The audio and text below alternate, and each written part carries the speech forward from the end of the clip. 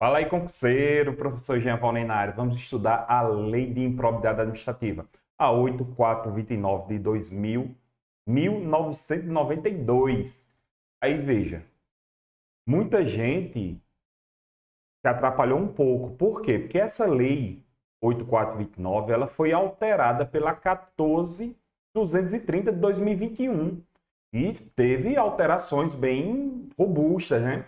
Inclusive, muitas dessas alterações foram questionamentos lá no STF. Inclusive, eu já vou trazer novas decisões do STF. E ainda tem outras que ainda vão ser julgadas. Quando vier, eu faço a atualização dessa aula. Nesse ponto, né? Eu gravo um bloco estipulando uma dica, alguma coisa, dizendo, ó, isso aqui foi alterado e tal. Mas veja, muita gente se atrapalhou. Por quê? Porque quando tinha lá o meu edital, aí tinha lá Lei de Improbidade Administrativa, Lei 8429 de 92. Beleza. Quando a banca pede a 8429, ela não precisa dizer que quer também a 14230, não. Por que você está falando isso? Porque muitos alunos me procuraram no ano de 2022, foi quando teve aí um retorno dos concursos, e dizendo assim, ó, professor, no concurso, no edital só tinha pedindo a lei 8429, mas ela cobrou a 14230. Aí eu, como assim? Não, porque não tinha a previsão da 14230, não, jovem. Não é uma nova lei de improbidade administrativa. Essa lei 14.230 não trouxe uma nova lei de improbidade administrativa. Isso foi uma confusão, porque todo mundo está achando que é uma nova lei. E não é uma nova lei. Foi uma alteração. Essa 14.230 trouxe alterações na lei de improbidade administrativa. Não é uma nova lei de improbidade administrativa.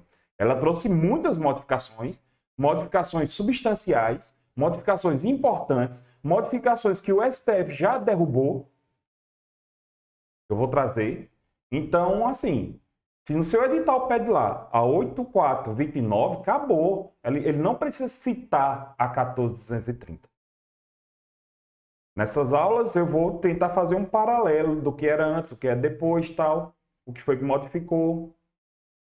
Perfeito? Tá comigo? Então, vamos lá. Tá aí, Lei de Improbidade Administrativa. Olha só, Lei 8429, atualizada com a Lei 14.230 de 2021. Veja que ela foi atualizada.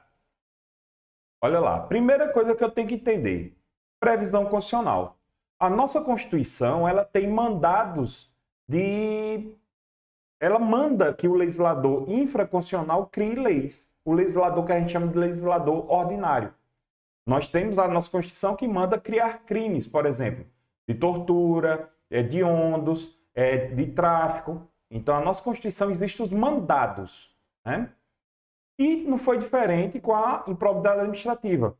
A nossa Constituição, ela trouxe lá no artigo 37, quarto, os atos de improbidade administrativa importarão suspensão dos direitos políticos, a perda da função pública, indisponibilidade de bens, ressarcimento ao erário. Então, veja só o que os atos de improbidade administrativa vão causar. Veja, uma questão simples, fácil de um concurso público é exatamente perguntar quais são as implicações do ato de improbidade administrativa. Como é que eu vou decorar isso? Vamos imaginar que você acabou um relacionamento, sofreu, está sofrendo ainda, e com o tempo chega um colega, uma colega sua e pergunta, fulana, e aí, cara, já esqueceu cicrano? Aí você diz, ah, já superei. Sacou? Então, para você lembrar, é você lembrar desse mnemônico aqui, ó. Superei. Pronto. Tá aí. Então, aqui eu tenho os atos, as consequências do ato de improbidade administrativa. Então, ó, suspensão dos direitos políticos,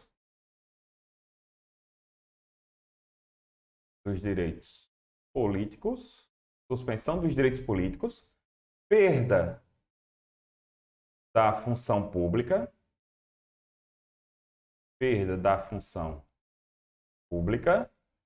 aí tem ressarcimento ao erário,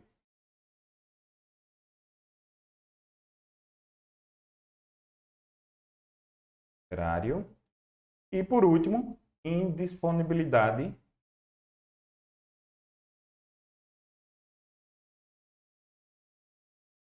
de bens. Veja, primeira coisa, pegadinha da banca. Suspensão dos direitos políticos. Cuidado para a banca dizer que vai ter a cassação de direitos políticos. É comum a banca falar isso, cassação de direitos políticos. Também é comum a banca dizer que vai haver a perda de direitos políticos. E não é. É a suspensão de direitos políticos. Você vai ficar, não vai poder, você vai deixar de ser cidadão durante um prazo. Vai ser durante um prazo. Também pode acontecer a perda da função pública. A função que você exerce e, por conta dessa função pública, você cometeu o ato de improbidade administrativa. A gente vai abordar isso lá no final. Ressarcimento ao erário, porque você causou um prejuízo ao erário, você vai ter que devolver aquele dinheiro que você recebeu ilicitamente. E indisponibilidade de bens. Por quê? Porque você pode querer colocar bens que você conseguiu de maneira fraudulenta, colocar em nome de laranjas. Quando você faz isso, você está tentando burlar a justiça. Então, a justiça, de maneira liminar, ela apreende bens seus para que você não possa vender, doar, entregar, colocar em nome de laranjas. Perfeito? Agora, muita atenção com a outra dica que eu tenho para você. Aqui a gente está estudando atos de improbidade administrativa. Muita gente chama de crime de improbidade administrativa. Não existe crime de improbidade administrativa. O ato de improbidade administrativa pode desaguar em um crime funcional. É outra coisa, que é previsto lá no Código Penal. Professor, como é que você tem certeza que o ato de improbidade administrativa não é crime? Olha só. Olha só.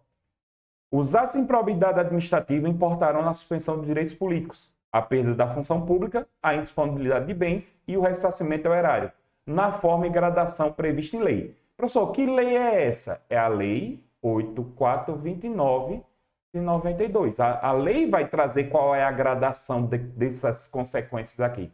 E olha só, sem prejuízo, olha lá, da ação penal cabível. Peraí. Então, se a Constituição separou, dizendo que você, se cometer um ato de improbidade administrativa, vai ter como consequência essas 4 situações. Mesmo com essas 4 situações, você ainda vai poder responder pelo crime, ação penal cabível. Então, é por isso que ato de improbidade administrativa não é crime. Muito cuidado com isso. Vamos seguir. Qual é a abrangência dessa lei? Veja, apesar de você abrir o site, se você abrir o site do Planalto, tem lá, Lei Federal 8.429 de 92. Apesar de ser uma lei federal, o âmbito de incidência dela é nacional, ou seja, ela abarca os 3 poderes, abarca a administração direta, também abarca a administração indireta. As 4 esferas da direta e todas as entidades da indireta. Município, Estado, Fundação Pública, Sociedade de Economia Mista, Empresa Pública e assim vai, toda.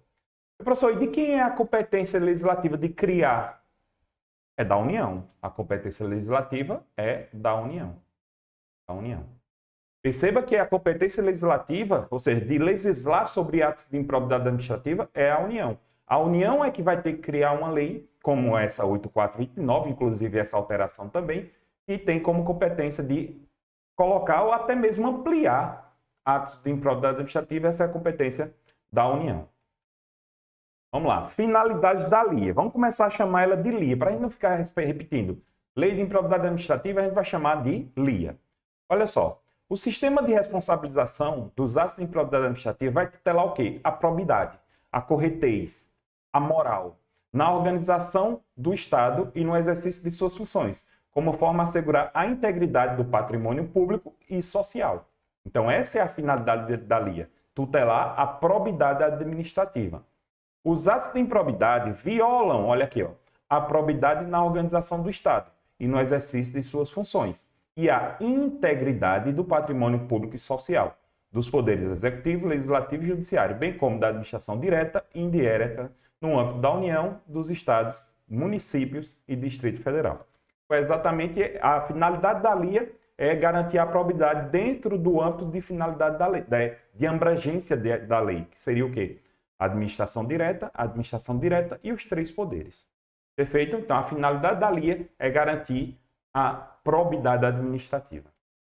Professor, qual o conceito legal? Lembrando que o conceito legal não é conceito legal. Conceito legal é aquele conceito trazido pela lei. E a lei de improbidade administrativa trouxe o conceito legal. O que é ato de improbidade administrativa? Olha aí. Considera-se atos de improbidade administrativa as condutas dolosas. Muito cuidado com isso, que isso aqui foi uma alteração muito importante. Condutas dolosas, tipificadas no artigo 9º, 10 e 11. Primeira observação. Antes da alteração trazida, você respondia por ato de improbidade administrativa se fosse cometido por dolo ou por culpa, negligência, imprudência ou imperícia. Por dolo quando você queria realizar a ação ou a omissão e por culpa quando você praticava por negligência, imprudência ou imperícia. Atualmente, com essa alteração legislativa trazida pela 14.230, só as condutas dolosas, e ainda vou ampliar, dolosas específicas. Calma, vou explicar. Existe o dolo geral ou o dolo genérico e o dolo específico. Só pode ser se for dolo específico. Mas eu vou explicar. Calma lá, vamos aqui. Olha só. Então, são as condutas dolosas dos artigos 9º. Pronto, vamos lá. 9º. Artigo 9º fala sobre enriquecimento ilícito.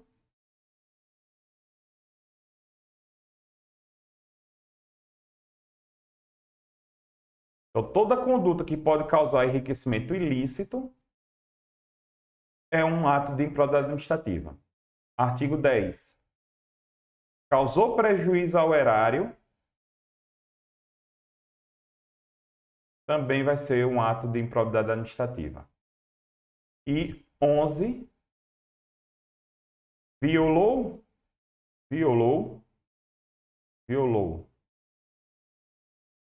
ou atentou contra princípios,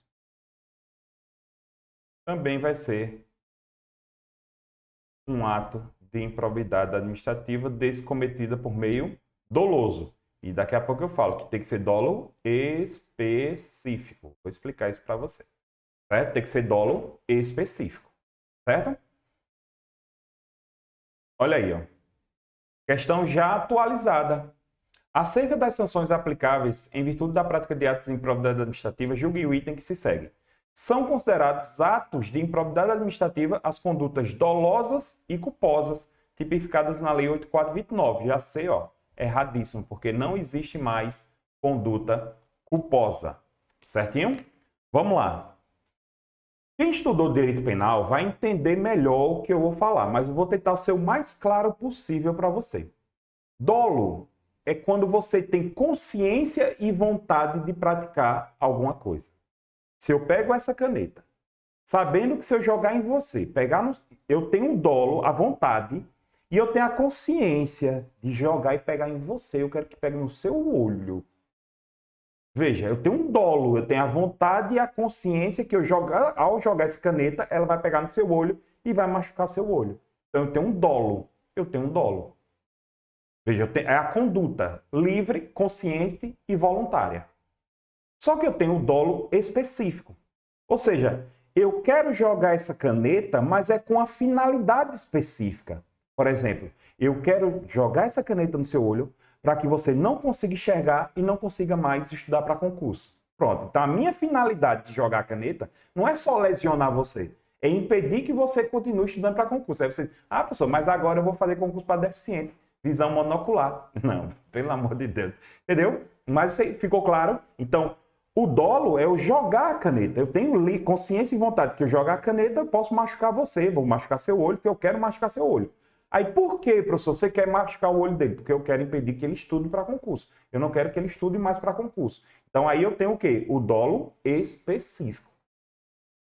Sacou? Professor, então quer dizer que atualmente, além da conduta ser dolosa, ainda eu tenho que ter a finalidade ilícita. Eu tenho que comprovar, o juiz vai ter que comprovar, o Ministério Público vai ter que comprovar, o ente vai ter que comprovar que além do cara ter agido de maneira dolosa, ele agiu de maneira específica. Ele queria praticar aquele ilícito para uma finalidade específica. E como muita gente da doutrina está dizendo aí que a lei ficou mais benéfica. Eu, na minha posição, eu também achei. Mas assim, era um pouco vago você ser punido pela culpa. Imagina só, tu tá lá trabalhando num órgão público, tu desse um vacilo em umas contas lá, causasse um prejuízo ao erário. Tu já dançava, mesmo sem ter dolo. Com relação a isso, foi legal. Mas exigir o dolo específico se tornou mais legal ainda, ou seja, se tornou mais benéfico. Porque para eu conseguir comprovar o dolo específico, cara, o Ministério Público vai ter que ralar. O ente que vai propor a ação também vai ter que ralar. Perfeito? Vamos lá. Norma explicativa, veja. Isso que eu estou falando está aqui. Considera-se dolo a vontade livre e consciente de alcançar o resultado ilícito tipificado no artigo 9º, 10 e 11 dessa lei. Não bastando, olha só, a voluntariedade do agente. O que é que significa isso? Que tem que ter o dolo específico. Tem que ter o dolo específico. Tem que ter o dolo específico. Olha aí. O mero exercício da função ou desempenho de competências públicas, olha aí, sem a comprovação do ato doloso, com um fim ilícito, tá vendo a finalidade específica aqui, afasta a responsabilidade por ato de improbidade administrativa. Foi isso que eu acabei de falar. O funcionário público só vai responder se ele tinha uma finalidade específica para praticar aquele ato de improbidade administrativa. Ficou muito mais benéfica agora. É porque assim, você tem que entender, até vem uma crítica que até é uma opinião pessoal minha. Eu não vou criar uma lei para me quebrar, né? E normalmente os que serão mais beneficiados, foram mais beneficiados com essa nova lei, tá vendo, até eu falo, essa alteração legislativa da improbidade administrativa, quem foi mais beneficiado são os agentes políticos. Eles terminaram sendo mais beneficiados com essa alteração. Foi eles que alteraram, né? Então, tem que pensar nas próprias costas, né? Eu ia dizer até um palavrão, mas é isso mesmo, é bagaceira. Vamos lá. Outro ponto que é muito cobrado pelas bancas é a natureza jurídica, né? Aí você diz assim, professor, não sei nem o que peixe é natureza. Veja, natureza é a natureza, estou ali, fiscal da natureza. Não. Veja, natureza jurídica é o que aquilo representa para o direito. Natureza jurídica é o que ele representa para o direito. Por isso que é natureza jurídica. Veja, muita gente pensa que atos de improbidade administrativa é crime. Não. Você como servidor público, como agente público, você pode responder nas 3 esferas por um ato de improbidade administrativa. Você pode responder na civil, na penal e na administrativa. E essas são independentes entre si. E veja, a natureza jurídica da improbidade administrativa jamais vai ser criminal. A natureza jurídica para a doutrina majoritária,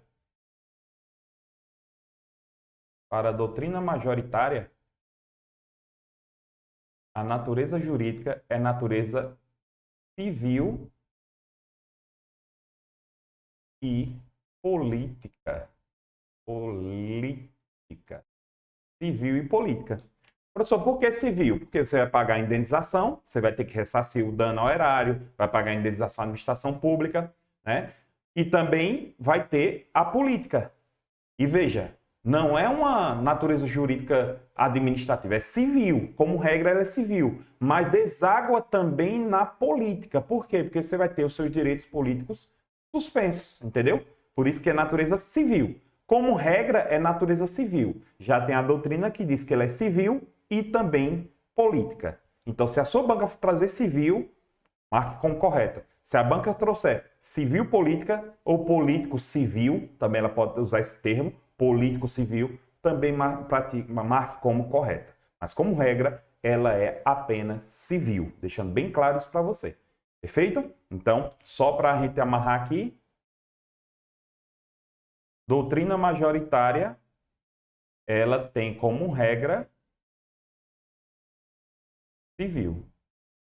E como exceção, não é nem exceção, é outra nomenclatura. Seria, mas eu vou colocar como exceção, político civil. Político civil, certo? Então, por exemplo, eu tenho um professor muito bom, o Matheus Carvalho, professor na obra dele, ele diz que é apenas civil. Matheus Carvalho. Muito bom ele, por sinal. Perfeito? Então, aqui está a doutrina. Só isso aqui tem chance de ser cobrado no concurso de ensino médio? Jamais. Aí termina sendo mais cobrado para concurso de juiz, promotor, defensor público, mas assim, INSS, você está fazendo ali concurso para Polícia Civil, Polícia Penal, concurso ali de nível médio e superior, carreiras policiais, técnico judiciário, ali também dentro do analista judiciário, eu acredito que a banca não entra nessa natureza jurídica. Mas se ela entrar, você marca lá como civil. Perfeito? Quais são as formas de aplicação da lei, professor? Olha lá. Se houver indícios de ato de improbidade administrativa, a autoridade que conhecer os fatos representará o Ministério Público competente para as providências necessárias. Então, se houver indício de um ato de improbidade administrativa, eu vou ter que movimentar o Ministério Público, fazer, entre aspas, uma denúncia ao Ministério Público. Porque quem denuncia é o Ministério Público, mas eu vou informar ao Ministério Público. Agora, muito cuidado aqui, ó. Artigo 17.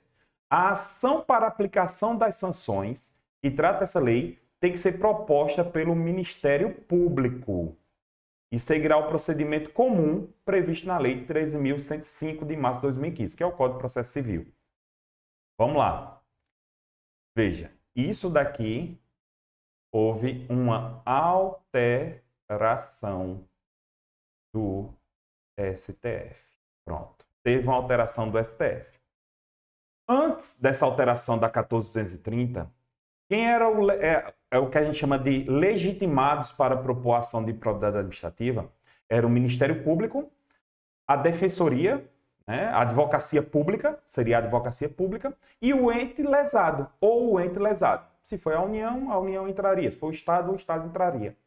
Ou o ente ou a pessoa lesada, a pessoa jurídica lesada. Antes era assim. Quando surgiu a alteração, colocou só o Ministério Público. E isso foi o STF foi acionado. E pelo fato do STF ter sido acionado, o STF, no finalzinho de agosto de 2022, derrubou isso. Ou seja, o STF voltou ao que era antes. Então, para a lei, é só o Ministério Público. Mas hoje não se aplica, porque o STF julgou e disse que não. Também é legitimado o ente e a advocacia pública. Olha lá. STF decide que entes públicos interessados podem propor ação de improbidade administrativa. Segundo o plenário, a Constituição Federal assegurar ao Ministério Público a competência para ajuizar as ações não exclui a legitimidade de terceiros. Então, apesar da nossa Constituição ter falado que é o Ministério Público, não vai excluir a legitimidade de terceiros. Isso vai despencar em concurso. Despencar em concurso, porque a decisão é recente, foi de agosto de 2022, final de agosto. Então, vai despencar nos próximos concursos, então fique atento. E veja, se o seu edital saiu depois de agosto de 2022, essa alteração jurisprudencial já pode ser cobrada, viu? Então fique atento. Olha lá. Em julgamento encerrado nessa quarta-feira, dia 31 de agosto, o Supremo Tribunal Federal decidiu que entes públicos que tenham sofrido prejuízos em razão de atos de improbidade também estão autorizados a propor a ação de celebrar acordos e persecução civil em relação aos atos, por maioria dos votos. O plenário declarou inválido o dispositivo da 14.230 que conferiu ao Ministério Público a legitimidade exclusiva para propositura das ações de improbidade. Então, como é que agora a gente pode resumir isso? Quem pode propor? O Ministério Público, o ente lesado e também a advocacia pública. Essa advocacia pública vai ser quem vai representar o ente, certo? Vai ser quem vai representar o ente. Esse que a advocacia pública, né, que é a procuradoria, é quem representa o ente. Perfeito? Tranquilinho, de boa. Vamos saber aí quem é o sujeito passivo, né, e o sujeito ativo, né? A gente vai ver se o particular pode ser julgado por ato de improbidade administrativa. Um particular que não é servidor público, ele pode ser julgado por ato de improbidade administrativa e entre outras coisas, mas só no próximo bloco.